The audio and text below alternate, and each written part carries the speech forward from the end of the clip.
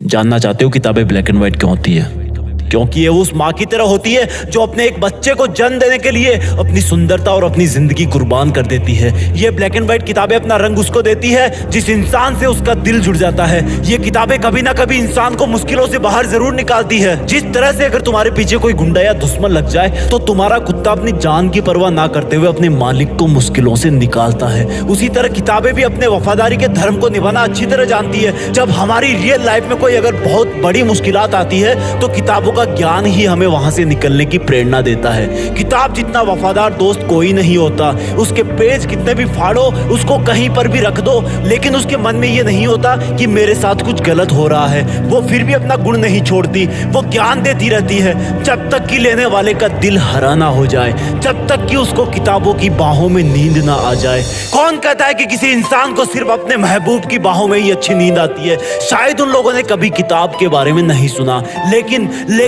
आज किताबों की जगह सोशल मीडिया ने ले ली है। किताब के पेज में पेंसिल से मार्किंग की जगह मोबाइल पर उंगलियां चलती है। वो किताब आज भी दबी हुई आवाज में बोलती है कि तू कितना बदल गया है। जिन किताबों से, जिन पन्नों से इतिहास के कई महान किस्सों की ऐसी ताजी खुशबू आती है कि मानो कल की ही बात हो। कई आविष्कारों के समीकरण छुपे हुए हैं।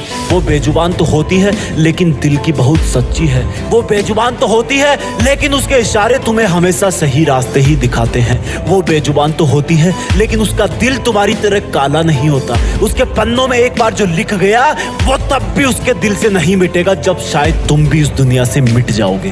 ताजुब की बात तो यह है कि किताबों में जगह बनाने के लिए किताबों से दोस्ती करनी पड़ती है। अब मेरे कई भाई सोचेंगे कि आइंस्टीन तो नहीं गया स्कूल।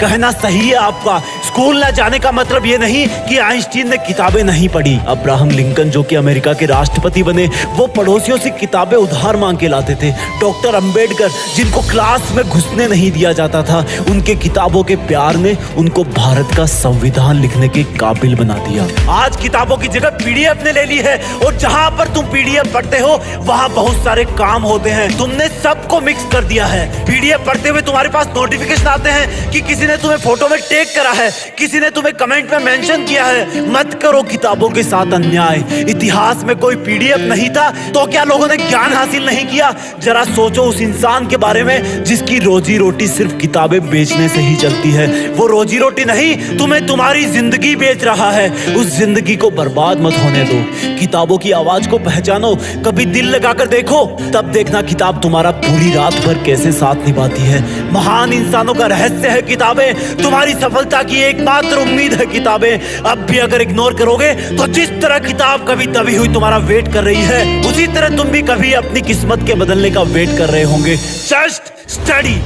लेट नहीं हो तुम।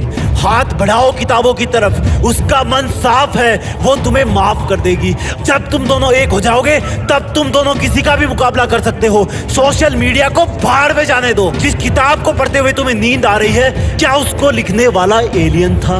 लिखी ना किसी ने तो ये किताब। बहाने बनाना बंद करो। मूड नहीं है, पढ़ाई बोरिंग लगती है, नींद आ रही है तो उठकर 10 पुशअप मार लो। कर सकते हो, बन सकते हो जिद्दी, हरा सकते हो एग्जाम को, बन सकते हो टॉपर, कर सकते हो अपने पेरेंट्स का नाम रोशन, कर सकते हो मुकाबला खुद से, खुद के आलस से, खुद की नींद से, सोशल मीडिया से, खुद के साथ हो रही गद्दारी से, उन आंसुओं से जो तुम्हारी फैमिली को किसी और ने दी है। कर सकते हो मुकाबला उस दर्द से जो तुम्हें किसी के ब्रेकअप से मिला है। बदल सकते हो अपनी किस्मत। नौकरी करना और पाना जरूरी नहीं, और पढ़ते हुए नौकरी के बारे में सोचना भी उन किताबों के साथ धोखा है जो दिल की कितनी साफ है और जिनको तुम नौकरी के स्वार्थ के लिए पढ़ रहे हो। अगर पढ़ना है तो ज्ञान हासिल करने के लिए पढ़ो। अगर पढ़ना है तो दुनिया को कुछ देने के लिए पढ़ो, और कुछ अच्छा करने के लिए सिर्फ इरादों की जरूरत होती है। अपने इरादे मजबूत करो कि बस मुझे पढ़ना है, मुझे जिंदगी के इस छोटे से डर एग्जाम पर अपनी जीत फिक्स करनी है।